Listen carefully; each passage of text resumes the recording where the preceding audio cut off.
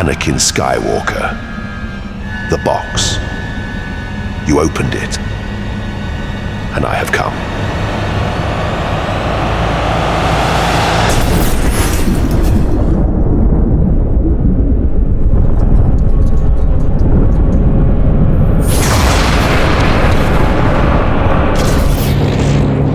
In the cold, shadow-drenched corners of the multiverse, two of cinema's most terrifying figures stand on a collision course. Darth Vader, the armored fist of the Galactic Empire, and Pinhead, the Hell Priest of the Cenobites. It is a clash between the raw, explosive power of the Sith and the calculated, inescapable dread of Hell itself. In this video, we'll break down the unique powers, abilities, and vulnerabilities of both characters, pitting them against one another in a brutal, hypothetical showdown. One of these characters holds a clear advantage over the other that might surprise you, and you're going to want to stick around until the end to find out who is victorious. When the Dark Lord of the Sith faces the High Priest of Hell, one inevitable question emerges. Who would win?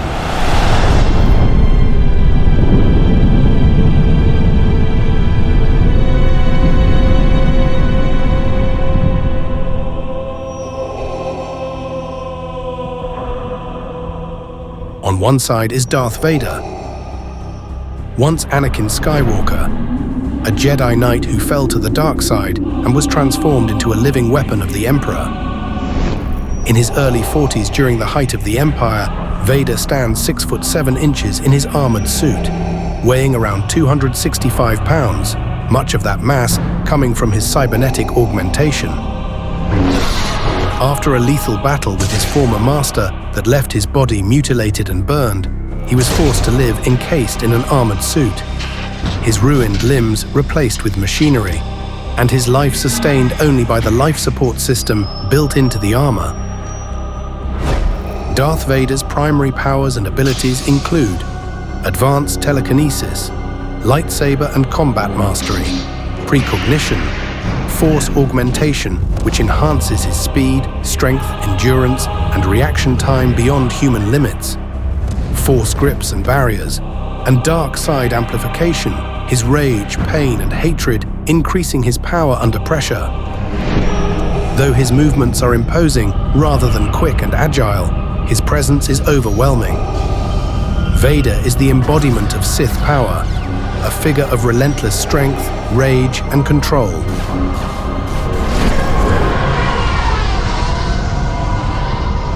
Pinhead, known in life as Elliot Spencer, is something altogether different. Chronologically, he is over 130 years old, having been born as Elliot Spencer in 1887. He served as a captain in World War I before transforming into a Cenobite in 1921, meaning he has existed as an ageless, immortal entity for over a century. He stands at an imposing 6'5" tall and is pale and unnervingly calm, with a grid of deep incisions carved into his skull and nails driven into every intersection. Some of Pinhead's key powers and abilities include supernatural strength, being able to easily overpower humans with little effort, supernatural durability, telekinesis, control of chains and instruments of torture, extreme resistance to pain, environmental manipulation, and high intelligence and psychological insight, able to sense desire, guilt, and longing, and exploits emotional weakness. Pinhead appears as a priest of suffering, neither alive nor dead in any conventional sense. He is not a mortal villain bound by time or biology, but an extra-dimensional entity tied to Leviathan and the realm of the Labyrinth.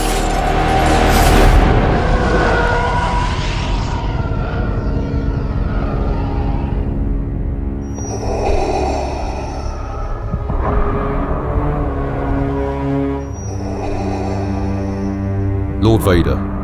The recon team has returned from Moraband. The lower sanctum was located beneath the ruins, just as the archive suggested. And what about the device? The object has been successfully apprehended, and their shuttle is docking as we speak. Has it been handled? The team has maintained a minimal contact as ordered, and the science division is standing by. They are prepared to take the device to the laboratory for analysis upon docking. No. The device will not be analyzed by technicians. Bring it to my chambers. The Emperor's directive was to begin analysis immediately once it arrived on board. I am aware of the Emperor's directive. Yes, of course, my lord. Ensure it remains sealed and untouched. It shall be delivered to your chambers at once, Lord Vader. For Vader and Pinhead to encounter one another, the lament configuration must be involved. A small, intricate puzzle box of impossible geometry, the lament configuration is an ancient gateway, one that summons beings who do not simply kill their victims, but judge them. In our story, the lament configuration exists not only in our own world, but across countless universes and galaxies. Because the box is not bound by planet or species, but by something universal. Desire. It is a constant, appearing wherever sentient minds are capable of obsession, curiosity, and the longing for something beyond the limits of ordinary experience. Wherever intelligent beings hunger for forbidden knowledge, wherever pain and longing intertwine, the doorway has a way of appearing. Different civilizations may call it by different names, may carve it in different shapes, and may interpret it through their own myths and legends. But its purpose remains the same. It is an invitation, a mechanism through which the Cenobites can be summoned, offering their dark gifts to any soul desperate enough to open the door.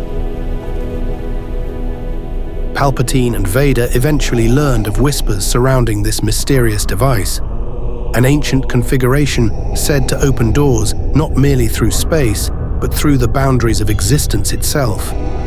The Emperor became obsessed with it for the power it promised, sensing a darkness unlike the Force, something older, stranger, and potentially limitless. But for Vader, the pull was more personal.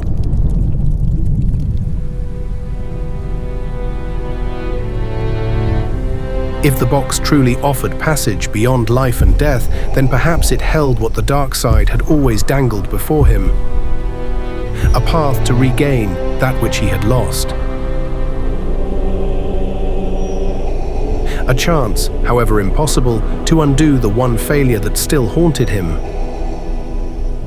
And so, what began as rumor soon became fixation for both of them, driving them to search relentlessly for the device, until at last it was in their possession.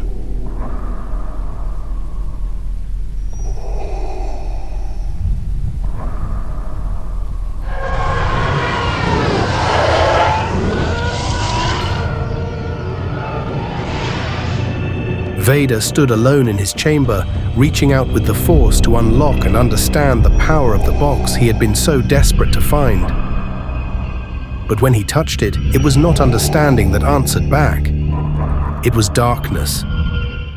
A darkness he had not known before, different than the dark side.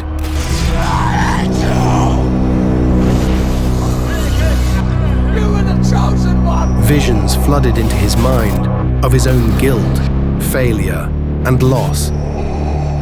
To understand it, to bend it to his will would take time, or so he believed.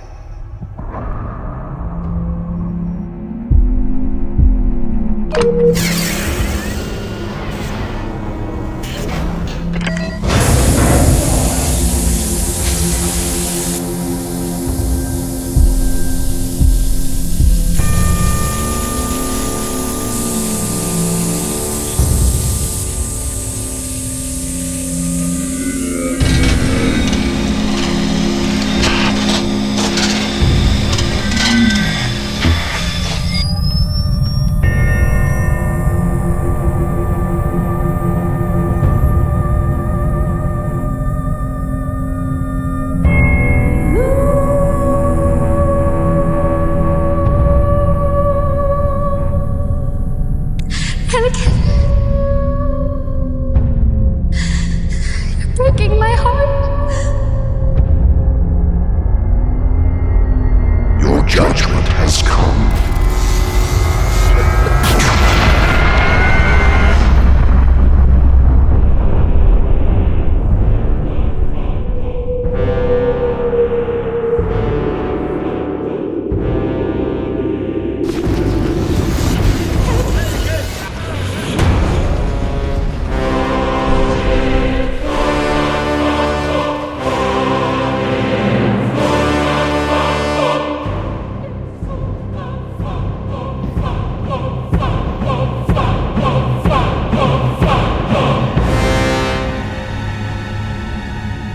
Anakin Skywalker. The box. You opened it, and I have come.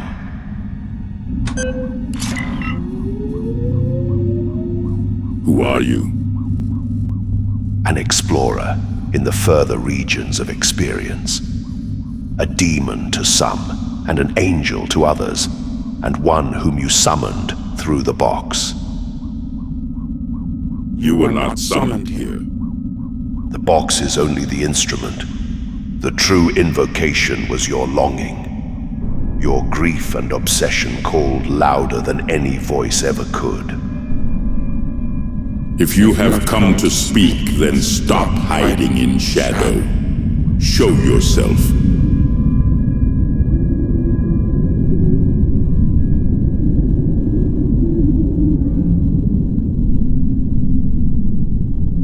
It is not words alone that summon us. It is desire. This chamber. So much silence, yet so much pain. You seek that which cannot be restored. You would tear galaxies apart to undo a single death. You know nothing about me and what I seek. Ah, but I do. Then answer me. I have searched for power beyond the Force. Yes. Beyond life itself. To undo a single moment. To reverse what cannot be reversed. There was someone. She was taken from me. And you wish to bring her back? Yes. Can you do it? Can I return the dead? We do not restore what was lost. We only open the door to what lies beyond it. The box. It contains power. A power I have not felt before. A darkness that does not obey life or death. This device, surely it can help me achieve what I am seeking. No. I'm afraid not.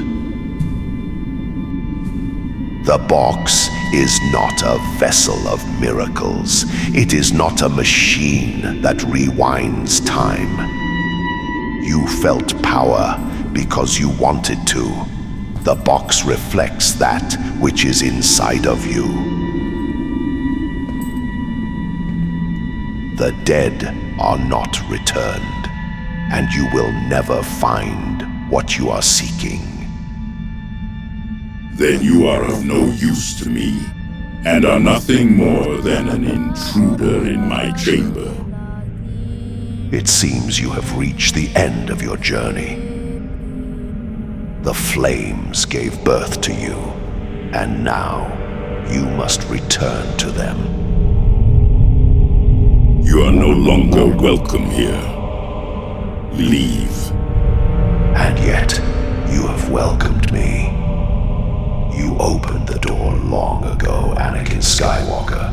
In your thirst for power and your lust for control, you have slaughtered the innocent and laid waste to thousands. And now it is time for you to pay the price.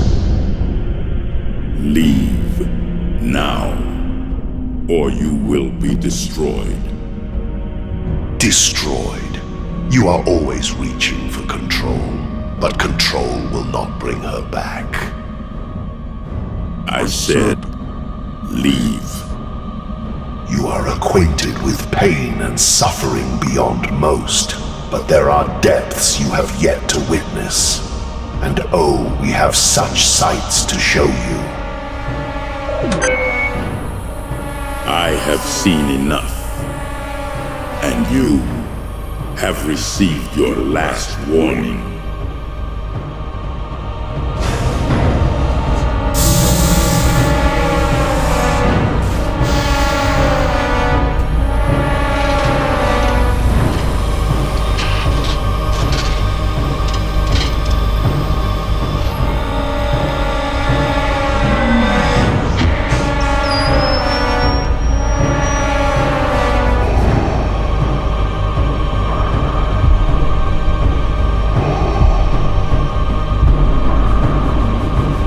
Very well then. Shall we begin? To understand how a fight between Pinhead and Vader would unfold, and to determine who would most likely emerge victorious, we first need to take a closer look at each character, the powers and weaknesses each one possesses, and how those abilities would interact in a confrontation. The outcome may not be what you expect, so make sure to stick around until the end. Vader's greatest strength lies in the Force itself. If you only knew the power of the dark side. He is one of the most powerful Force-sensitive beings to ever live, capable of telekinetic devastation, crushing opponents with a gesture, hurling objects with catastrophic force, and sensing danger before it arrives. Yet Vader's power is not without vulnerability. His suit is both armor and prison, limiting his speed and mobility. More importantly, his suit is a life support system, which is highly susceptible to damage. Vader ultimately met his demise when Palpatine's Force lightning fried the mechanisms of his breathing systems, demonstrating that damage to his suit can prove fatal to him. He is powerful, but he is not invincible. Then there is Pinhead. He possesses vast demonic powers and superhuman durability, capable of withstanding direct gunfire and other conventional attacks without harm. He has an inhuman relationship with pain, not reacting to physical suffering the way ordinary beings would. Pain does not cloud his judgment or provoke emotion. Pain has a face. Instead, he remains composed and deliberate, untouched by what would cripple others.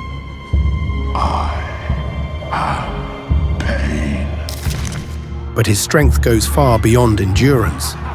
Pinhead has displayed telekinetic abilities that rival those of a powerful Force user, effortlessly summoning and controlling chains, manipulating objects, sealing doors, and reshaping the very environment around him as though space itself answers to his will. Although largely immune to conventional weapons, Pinhead can be threatened by forces that operate on the same supernatural level as his own existence. The lament configuration, higher infernal powers like Leviathan, or the restoration of his suppressed human identity as Elliot Spencer have all been shown to weaken or destabilize him.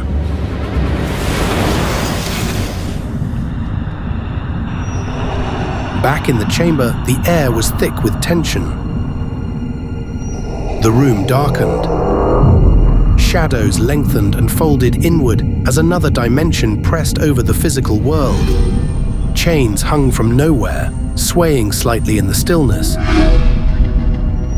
You should not have come here. And now, you will never leave. Whatever darkness serves you is no match for the power of the dark side. For a moment, there was only silence. Then Vader raised his hand, extending his will through the Force. The Force closed around Pinhead, invisible and absolute. Vader intended to end it in a single motion, to crush, to silence, to dominate. The dark energy tightened, locking the Hell Priest in place. And yet, Pinhead did not break. Suddenly, a chain burst forth from the shadows. Vader caught it mid-flight, forcing it back away from himself.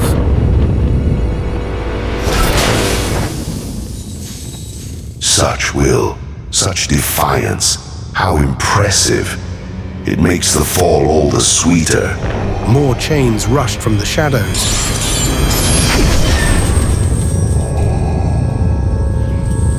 But again he held them back, and with a thrust of his hand, sent a burst of force energy toward Pinhead.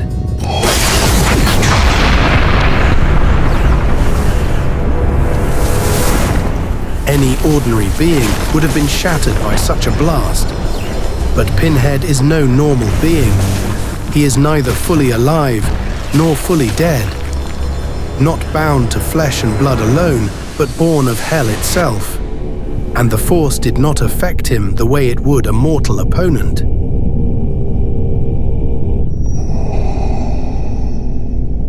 Do not be proud of your sorcery. Whatever darkness you command is insignificant next to the power of the Force. Power has always been your refuge. You reach for it as though it might mend what you have broken. You grasp as everything you seek only slips through your fingers. You conquer, and still, everything you love, you lose. Loss is the price of power, and power is something that you have yet to understand. Vader's frustration intensified as he began tearing pieces of the chamber free and hurled them at Pinhead.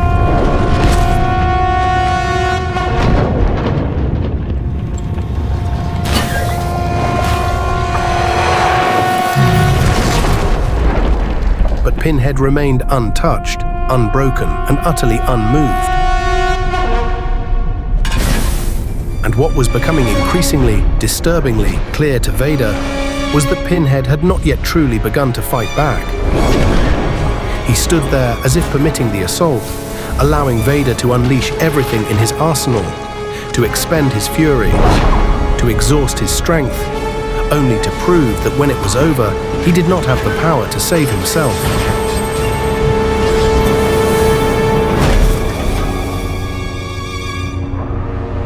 It is time for you, Darth Vader, to accept your fate.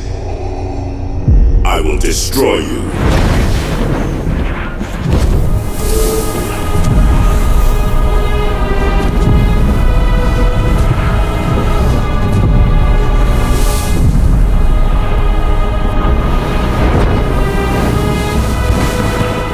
My turn.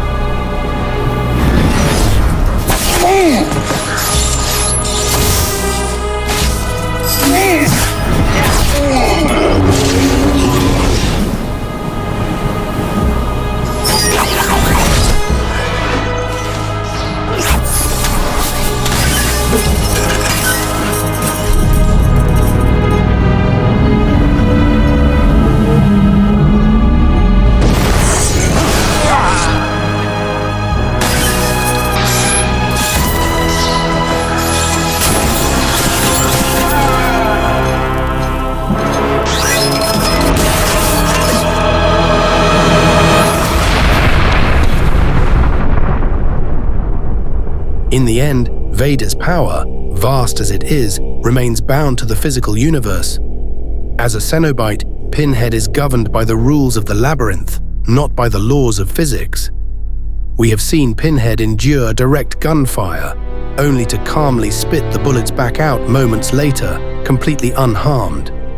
If conventional weapons cannot meaningfully affect him, it is reasonable to suspect that the Force would not interact with him the way it does with natural beings.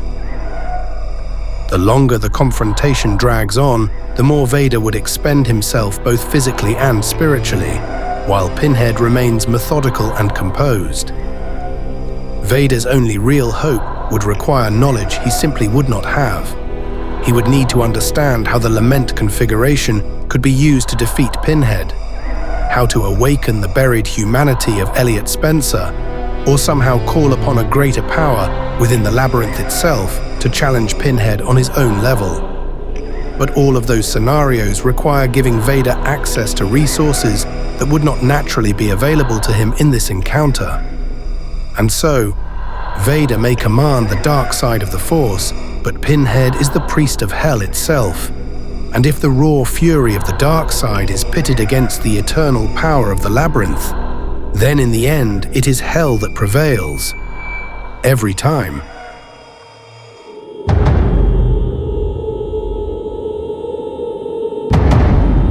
But Vader's story does not end here. For hell had other plans for him. Death would not be his end, but a beginning. In the depths beyond the doorway, where suffering is not an end but a transformation, something new would be forged from the broken remains of the Dark Lord. And in that endless labyrinth, where pain becomes revelation, the fallen Sith would find himself remade into something far more terrible than before. A Cenobite.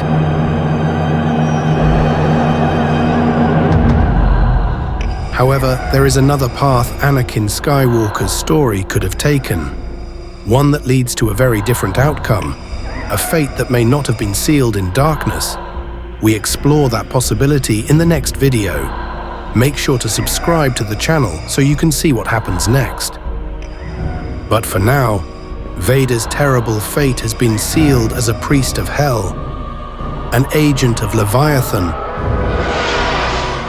watching and waiting to hear the call of the lament configuration and to answer the one who opened it. And just as judgment once found him, so too will it find others.